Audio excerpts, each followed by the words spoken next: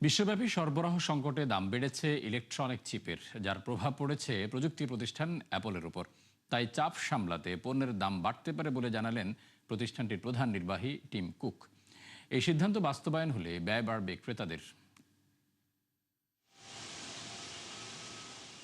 বিশ্বজুড়ে সমাদৃত প্রযুক্তি জায়ান্ট অ্যাপলের পণ্য অনেকের মতে জনপ্রিয়তার একটি অংশ ব্র্যান্ড ইমেজ ও সামাজিক মর্যাদার সঙ্গেও জড়িত, যে কারণে পণ্যের দাম বরাবরই বেশি।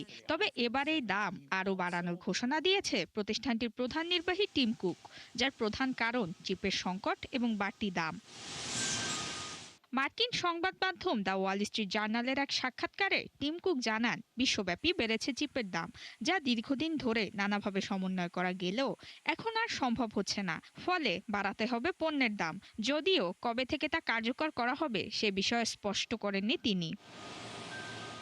কুক জানান, একদিকে সরবরাহ কমছে, অন্যদিকে গ্রাহকদের ডিভাইসের চাহিদা বাড়ছে, ফলে মেমোরি চিপ নির্মাতারা দাম বাড়িয়ে দিচ্ছেন। চীনে বেশ কয়েকটি বড় কোম্পানি থাকলেও জাতীয় নিরাপত্তা সংক্রান্ত বিধিনিষেধের কারণে মার্কিন প্রতিষ্ঠানগুলোর সাথে তাদের কাজ করা কঠিন হয়ে পড়ছে।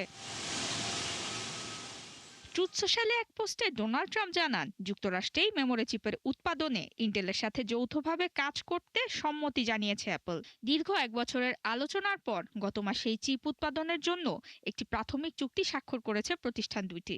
গত বছর ট্রাম্প প্রশাসন ইন্টেলের 10% শেয়ার কিনে নেয় এবং যুক্তরাষ্ট্রে কারখানা নির্মাণে প্রায় $10 বিলিয়ন বিনিয়োগের পরিকল্পনা ঘোষণা করে।